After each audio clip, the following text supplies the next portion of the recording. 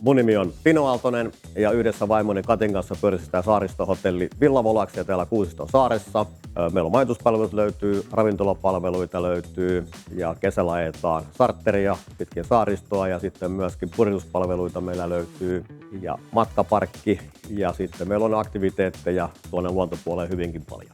Matkailualan yrittäjänä niin Kairinahan on ihan loistopaikka, että me ollaan saaristossa, mereinen ympäristö, meri näkyy meille joka päivä. Liikenneyhteydet on todella loistavat. Helsingin lentokentältä matka vaan 1,5 tuntia, Turun lentokentältä puoli tuntia. Eli saavutettavuus on meille aivan loistava sen turistin kannalta.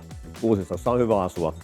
Myöskin nuorten lasten on täällä kiva olla, että siellä löytyy hyvä päiväkoti löytyy ja sitten löytyy myöskin ala-aste ja koulukyydit toimii oikein loistavasti. Kairinassa on parasta merellisyys. Matkailualan yrittäjien yhteistyö täällä saaristossa on todella loistavaa.